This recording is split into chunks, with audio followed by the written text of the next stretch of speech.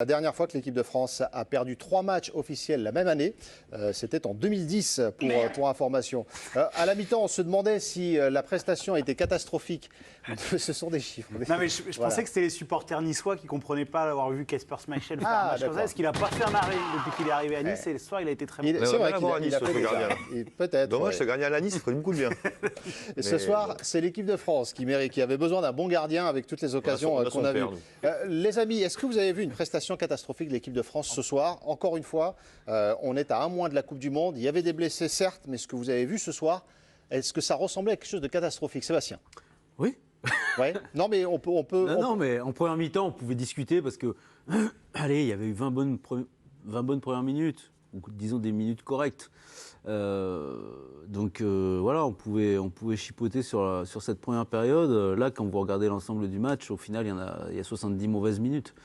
Donc voilà, il faut relativiser. Il faut rappeler que la défense, plus les deux milieux de terrain, c'est 21 ans de moyenne d'âge et je sais pas, il doit y avoir 30 sélections au total. Donc il faut évidemment relativiser, mais c'est jamais neutre. Voilà. 3 défaites, vous dites, dans l'année. Ouais.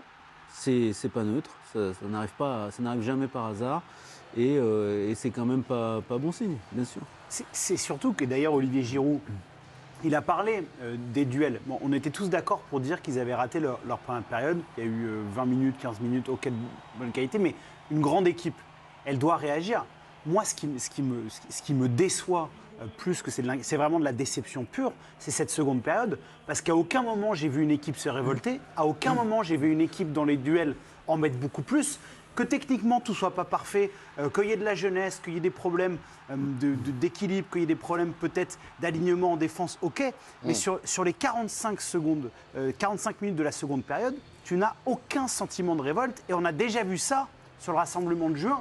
Donc là, il y a quand même un petit trait commun sur l'état d'esprit parfois de cette équipe et sur son manque d'agressivité, son manque de faim. Et en juin, tu avais l'excuse de la saison, les gars étaient cramés, de beaucoup de joueurs qui avaient joué sur 60 matchs, quelques blessés aussi.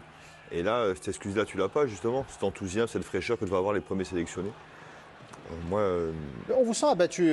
Non, pas abattu. Même s'il y a des circonstances atténuantes, il y a un climat. Non, mais pas abattu. Le débat viendra après, je crois, sur ce qu'on attend ou les inquiétudes qu'on peut avoir sur la Coupe du Monde, qui est dans 2 mois maintenant. Quel homme de médias. Mais non, mais parce que j'ai vu le truc. J'ai encore une bonne vue pour la rivière de l'équipe du soir. La rivière est importante. Mais oui, abattu. On va bien dormir, je vous rassure. Hein. Mais ouais, moi j'ai des questions que je ne me posais pas forcément jusqu'à ce soir, où là j'ai vu des trucs qui m'interpellent. Encore une fois, ou pas, comme le dit Seb, il y a peut-être 8 joueurs qui vont changer, ou 9. Ok. Mais néanmoins, c'est pas neutre, c'est jamais neutre. L'attitude se couper arrêter, ça tu peux le contrôler. Ça c'est pas de la fatigue, c'est pas de la jeunesse, ça c'est quelque chose qui est sciemment travaillé et qu'on était tellement défaillants ce soir à chaque fois, et notamment sur le deuxième but qui est une catastrophe absolue où les 3 joueurs d'Alois qui touchent le ballon sont seuls. Donc oui, ce soir, pour la première fois depuis longtemps, en juin, je n'étais pas trop inquiet parce que je trouvais qu'il y avait encore plus de circonstances violentes que ce soir, moins les blessés, et la fatigue et tout. Ce soir, pour la première fois, j'ai vu des choses qui m'inquiétaient vraiment. Ouais. Après, tu as un manque de réalisme finalement dans les deux surfaces quand même. Parce que c'est vrai que ça n'a pas été très beau, on n'a pas été très très bon. Et je trouve que finalement, même si en deuxième mi-temps, on n'était pas loin de ça, de la catastrophe, tu as quand même des opportunités pour revenir dans le match. Peut-être que si une des opportunités se concrétise à 2-1, ça peut faire basculer quelque chose. Moi, je trouve que on peut être dur un peu avec la France, même si moi j'ai dit circonstances atténuantes parce qu'il y a beaucoup de jeunes joueurs, donc c'est sûr que c'est pas le meilleur truc pour eux ce soir d'être dans ce contenu de match-là et dans cette défaite une de plus. Ça va pas les aider, ça va pas leur donner des points pour éventuellement une sélection pour le mondial. Mais finalement, c'est un peu ça le résumé, non ? Moi, je trouve qu'il y a manque de réalisme dans les deux surfaces. Et je me répète, mais ça aurait pu basculer. Si tu reviens à 2-1, ça peut tourner le match. On n'a pas réussi à faire. Ouais. Ludo ? Je tombe dans une certaine forme de catastrophisme. Et Giovanni, je suis dans la même veine. C'est-à-dire qu'on s'est fait marcher dessus et on a baissé la tête. C'est-à-dire que personne, à un moment donné, a harangué, ils ne se sont pas engueulés, ils n'ont pas communiqué. Quand même des joueurs, Antoine Griezmann, il fête quand même un certain nombre de sélections, capitaine ce soir. Bon, j'aurais aimé qu'à un moment donné, il en chope un ou deux et qu'il secoue, qu'il envoie. Après, moi, vous donnez des circonstances atténuantes. Pourquoi pas, hein, on peut l'entendre. Mais au vu de l'état de nos absents, il n'est pas impossible que ces joueurs-là soient amenés à être titulaires lors de la Coupe du Monde. Ces joueurs-là, pour rappel, jouent au Real de Madrid, jouent au Bayern de Munich, jouent à Arsenal. Donc, je veux dire, la forme de pression des matchs, Première Ligue, c'est quand même quelque chose. La Ligue des Champions, c'est quand même quelque chose. On est presque au niveau international. Non, mais c'est pas la même chose quand tu es entouré par une équipe qui est stable et tu rentres dans cette équipe-là. Là, quand tu peux rater, le manque de caractère. Non, mais moi, je trouve que c'est difficile pour des jeunes joueurs d'arriver là, dans des matchs internationaux. En plus, au Danemark, tu sais que c'est une équipe qui quand même s'engage beaucoup. D'être là et de leur demander d'être patron d'une sélection où ils découvrent un petit peu la plupart. Mais de se faire au moins respecter. Ouais, non, mais peut-être. Mais je veux dire, pour la plupart, ils découvrent un petit peu, alors que dans leur club, ils sont entourés par des joueurs d'expérience et qui côtoient tous les jours. Mais ça bouge pas autant que ça. Le meilleur exemple, c'est Upamecano. Moi, je peux taper. Ça m'arrive de taper un peu sur l'équipe de France quand elle est au complet. Là, ce soir, on peut trouver. Et puis moi, je répète, c'est pas un match où t'as pas eu une occasion, quoi. C'est un match où si ça peut sourire. Parce que je pense qu'au niveau occasion, on n'est pas loin d'être à peu près au même niveau que les Danois. On va regarder le bilan des stats. Tiens, bien sûr, on a tiré autant de fois que le Danemark, 17 tirs. Autant de tirs cadrés. Voilà, tu vois, ça se joue vraiment. Et on a quasiment autant de corners. Parce que à la limite, quand tu es surclassé par une équipe qui techniquement est meilleure que toi, où ça va plus vite, où tu as plus où c'est plus fort. Ce soir, tu es vraiment battu sur l'efficacité et le combat. Et quand tu repenses à la Coupe du Monde 2018, tu es champion du monde sur deux principes.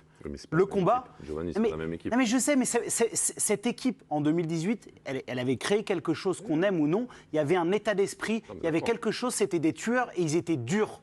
Je trouve que. Tu avais des leaders aussi dans cette équipe. Tu avais des mecs qui étaient là depuis un moment, tu avais une ossature. C'est quand même plus simple, quoi. Là, il y a certains joueurs que tu les mets. C'est évident. Voilà, quand Chouameni est entouré, quand Chouameni joue avec tout le monde autour et qu'il est entouré, il est quand même un peu plus performant que ce qu'on a vu ce soir. C'est quand même le même sélectionneur. À la mi-temps. Quand tu as une première période comme ça, que tu es mené 2-0, que ton équipe n'est pas bonne, qu'elle est battue sur l'aspect du combat, c'est quand même aussi au sélectionneur. Alors, je suis d'accord, il y a un manque d'expérience, mais Ludo le rappelait, c'est des joueurs de haut niveau. C'est pas encore confirmé au international, mais le sélectionneur, il doit générer quelque chose. Ouais, mais tu n'as que des jeunes en face de toi. Sur le banc, c'est pareil. Donc, c'est pas évident non plus de faire repartir ça. L'esprit critique. Alors que l'état d'esprit, les mecs sont un peu la tête sous l'eau déjà. Non, mais l'esprit critique, il est plus par rapport au fait que j'imagine que ces joueurs vont peut-être être amenés à être titulaires. Si tu veux, si demain je me dis Pogba était sur le banc ce soir, Kanté n'est pas rentré, machin. Bon, je me dis, il n'y a pas péril dans la demeure, voilà. Là, c'est des garçons qui sont amenés à être dans 2 mois les fers de lance de l'équipe. Donc le fait qu'ils se fassent pas. Quand tu penses à qui là, tu penses? Je pense à Fofana, je pense à Chouameni. Moi, je pense que c'est pas la même chose. Déjà, les deux ne sont pas sur la même ligne. Je pense que Chouameni est un peu devant déjà. Mais ce soir, je suis pas sûr. Moi, ce soir, c'est des garçons que l'on met en avant à juste titre. Je trouve que c'est 2 garçons qui font vraiment.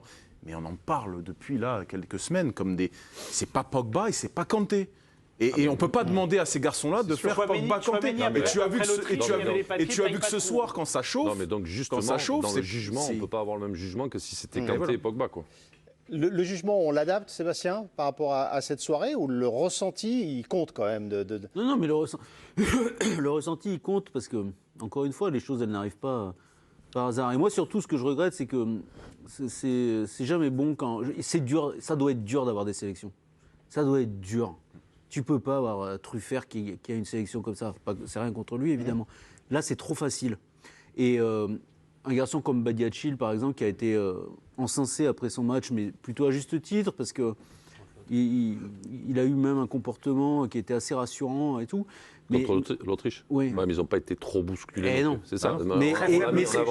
Et voilà. Et donc c'est pas bon. Parce que quand il y a trop de compliments qui viennent en équipe nationale, c'est très dur. On en parlait, on chambrait Johan tout à l'heure, juste avant l'antenne. Il a 17 sélections, Johan Mikou. Mais 17, ça paraît ridicule. Pardon. Il a fait 40 ou 50 rassemblements. C'était dur d'aller choper des matchs. C'était dur. Et ça doit être dur. Et là, en ce moment, c'est pas dur d'aller choper des matchs et des sélections en équipe de France. Malgré Et ça, les blessés, c'est jamais bon. Est-ce que les blessés, c'est un argument qu'on peut opposer ou ça suffit pas? Didier Deschamps, là, il n'a pas le choix, c'est pas la question. Mais pour les joueurs, c'est pas bon. Parce qu'ils sont censés. Et ce qui est. Ah oui. Ils sont mais oui, c'est dur à gérer. C'est normal que ce soit dur à gérer. Surtout qu'après le mois de juin, ce match contre l'Autriche, il est arrivé un peu comme un truc, tu sais, comme une bouffée d'air frais. Oui. Et on a tous été un peu Ce que plus disait Olivier généreux Giroud, que, Jérôme. tu vois. Oui, bien Ce sûr. que disait Olivier Giroud, retrouvé micro un de peu Bertrand voilà. tout à l'heure. Hein. T'as retrouvé un peu des bleus, mais c'était l'Autriche. Et c'était après un mois de juin tellement pauvre que là, tu t'es dit, oh putain, tu vois, il se passe un truc. Mais non, en fait, c'était D'ailleurs, l'Autriche, quoi. si on résume, en 2022, biaisé nos- pardon Jérôme, en 2022, on a joué 8 matchs. On en a gagné combien? 2022, 3, exactement. Donc l'Autriche, la Côte d'Ivoire et l'Afrique du Sud. Un truc du- Voilà les 3 victoires de l'équipe de France en 2018. Ça Bertrand, n'a pas été facile. Hein. qui est en direct avec nous, nouvelle réaction Bertrand, ou vous êtes avec nous, disponible pour réagir à cette équipe. Et Bertrand, votre ressenti depuis le stade est important. On est sur une impression catastrophique de l'équipe de France ce soir. Est-ce que vous la partagez depuis le stade?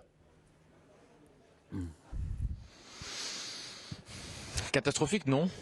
Je trouve que c'est sévère comme. J'ai pas envie de dire du bien de l'équipe de France ce soir particulièrement. Hein, c'est pas le cas, mais catastrophique. Je trouve que c'est occulté quand même les 20 premières minutes de cette équipe. Je les ai trouvées vraiment intéressants pendant 20 minutes, réussissant à combiner, à étouffer cette équipe danoise.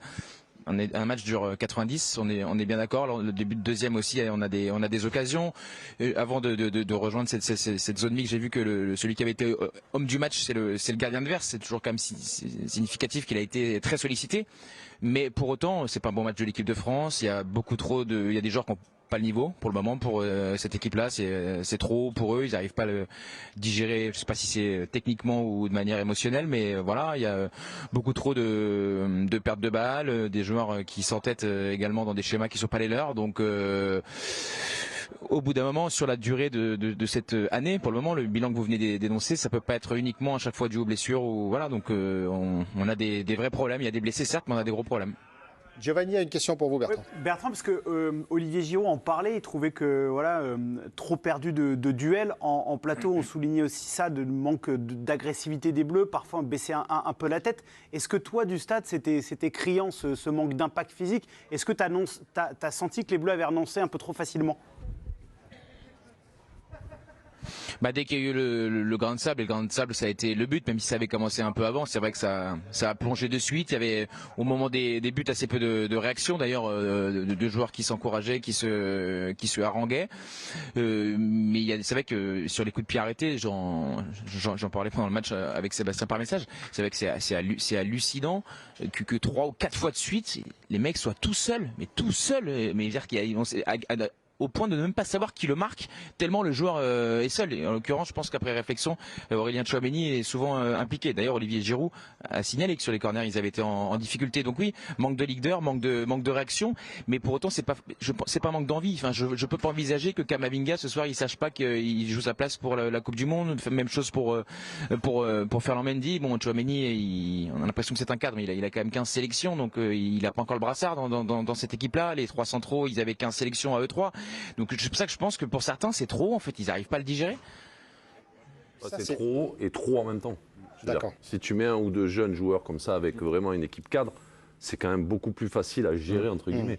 S'il y a des situations difficiles, on ne va pas te dire à toi d'être le leader. Et ce soir, c'est vrai que ça a manqué, c'est assez criant là-dessus, quoi. Par rapport à ce que tu dis, c'est intéressant quand tu prends quand tu compares en club, par exemple, le début de saison d'Aurélien Tchouaméni au Real Madrid. Tu as l'impression qu'il est tout de suite performant, mais il rentre dans une grosse équipe avec des gros cadres et il est très bon. Et pareil, Upamecano, notamment le match face au FC Barcelone où il avait été bon. Et on ne peut pas dire que le début de saison d'Upamecano n'est pas bon. Il a fait des grands matchs, etc. Mais ça dépend de comment tu es entouré et d'une équipe qui tourne correctement ou non. Et là, ça dépend de ce qu'on attend de toi aussi. Parce qu'Aurélien Tchouaméni, moi je veux bien, il est fort. Il est fort et il va être très fort. Mais il joue comme un vieillard. Après 15 sélections, ça m'embête. Il a trop d'assurance. C'est le mauvais Pogba.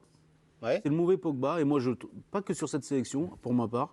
le grand Pogba, il défend. Aurélien Tchouaméni, il faudra qu'il défende aussi, en fait. Parce qu'il faudra que ça l'intéresse quand même. C'est-à-dire que ça ne suffit pas de marcher comme ça, de faire des ouvertures qui sont souvent très jolies, mais qui au final aboutissent quand même une fois sur 4, au final. Alors quand ça aboutit, c'est fantastique, et puis on la voit 15 fois. Chaque fois qu'il y a un joli geste technique, on le voit 15 fois à la télévision. Mais après, il faut courir derrière. Et ça, c'est quand même un petit peu plus ennuyeux. Et il faut aussi marquer ces joueurs quand on est en phase défensive. C'est-à-dire que 4 fois, il est pris Aurélien Tchouaméni ce soir. 4 fois. Sur Delaney, d'accord avec Sébastien. Sur Delaney, c'est 3 fois. 3 fois, il le laisse tout seul. Il le laisse à 5 mètres. Et à la fin, Braithwaite, c'était encore lui qui était dessus. Donc il faut quand même qu'il s'intéresse aussi à la chose défensive. Alors, l'agacement de Didier Deschamps, perceptible pour que lui dise, quand on en met moins, les exigences du très haut niveau, c'est qu'il doit être dans un sacré état. Il a un peu vu ce qu'on a vu, non? Voilà. Donc, mais là, par contre, il a donné un indice quand même. Il a dit qu'il a besoin de récupérer un peu tout le monde. Quoi. Ça veut dire que ceux qui étaient là ce soir, Il n'y a pas beaucoup qui ont marqué les risque de points. ne pas en voir beaucoup dans 2 mois. Quoi. Non, mais après, c'est assez... Enfin, disons ceux qui étaient les nouveaux, quoi. Oui. Parce que, par exemple, voilà... Mbappé, je pense qu'on le verra. Voilà. Je pense Griezmann aussi. Giroud, on ne sait pas, on en débattra dans quelques instants. Mais c'est ce qu'on a vu ce soir. Donc après, il est très bon en com quand même. Il dit je ne parle pas des blessés, mais vous le savez quoi. Donc ça veut dire qu'il a dit quoi. Vous voulez dire qu'il sort le parapluie, c'est ça? Non, mais il a raison aussi à un moment donné. Mais il le dit parce que. Mais oui. C'est quand même la seule sélection au monde là. Le record après nous, c'est 6 blessés, je crois. Nous, on en a combien là? 15. 14. Il a le droit aussi à un moment donné de tu vois, de dire, vous pouvez dire ce que vous voulez. J'ai vu aussi des choses qui ne me plaisaient pas. Juste, n'oublions jamais qu'il y a ça aussi. Voilà. Et il a raison. Je suis désolé de le dire. Mais je le dis, il n'a pas trop dit. Quoi. Parce qu'on parle mais il l'a précisé aussi. Ouais. C'est pas la même opposition. Il a dit, je ne l'ai pas dit jeudi, donc je ne vais pas le dire ce soir, mais je l'ai dit quand même. Parce qu'on parle des absents et des blessés. Il y en a un où il y a quand même de grandes chances qu'il ne soit pas à la Coupe du Monde, c'est Paul Pogba. Et du coup, je reprends ce que disait Seb sur Tchouaméni. On l'a présenté comme un cadre. Et là, les erreurs qu'il fait ce soir, il avait déjà été aussi averti par le sélectionneur sur le dernier rassemblement. Parce qu'il avait perdu beaucoup de ballons face à la Croatie, notamment, et le sélectionneur l'avait dit en conférence de presse. Il y avait aussi une certaine attitude qui avait été notée par rapport au staff. C'est très bien d'avoir de la confiance, mais il ne faut pas prendre pour acquis un statut qu'il n'a pas encore. Donc quand il dit qu'il y a les jeunes joueurs, c'est le très haut niveau, c'est l'exigence, je sais que parfois ça peut paraître un peu rébarbatif qu'ils mettent toujours l'équipe de France très haut. Mais il a raison de le faire. Après, dans la manière de jouer de Tchouaméni, et là je vous rejoins, c'est pas le même joueur en club, dans l'attitude, hein, ne serait-ce que l'attitude, en club qu'en sélection. Oui, mais rappelle-toi de son rassemblement de juin. Ouais, mais en club, rappelle-toi de son et à Monaco, aussi. même à Monaco sur la fin, il y avait quelque chose dans l'attitude, dans le, tu vois, dans le que je vois pas, que dans l'impact. Jérôme, c'est grave ce que tu me dis parce que mais ouais, c'est pas ce que je le dis, c'est qu'on le voit. Oui, mais ça veut dire que si un joueur après casse sélection, bah, il en met un peu moins parce que c'est que le Danemark en Ligue des Nations et c'est pas la Coupe du Monde. Jo, et on fera la note tout à l'heure. Tout ce qui arrive à Tchouaméni depuis quelques semaines, voire quelques mois. Non, mais c'est pas facile à digérer, je suis d'accord avec toi. Le transfert, tout ça. Oui, mais le fait qu'il fasse sa saison à Monaco, l'équipe de France, ça marche d'un coup, il arrive, ça marche super bien, il va au Real Madrid. Donc tout ça, il faut digérer, et c'est son rôle à Didier Deschamps, et aussi son coach de club, de lui montrer que l'exigence, le plus haut niveau, c'est toujours l'exigence, et d'être arrivé où il est aujourd'hui, c'est pas ce qu'il était comme ça.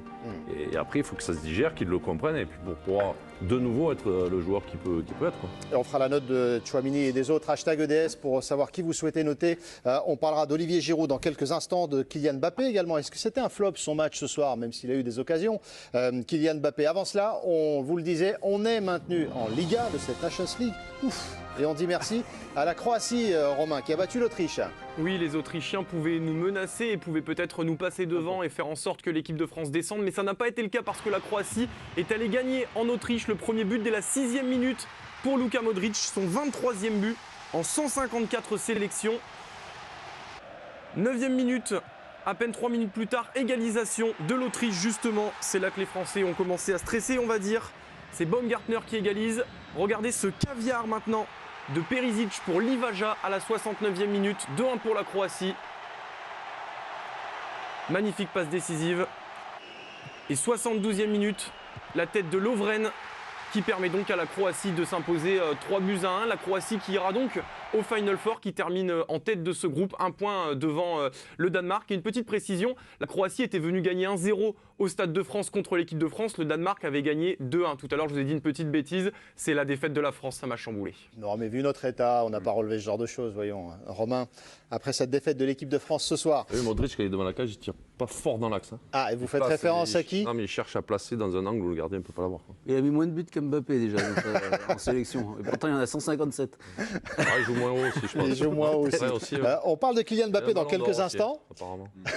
Vous nous direz le match de Kylian Mbappé, image à l'appui, Jo, dans quelques instants.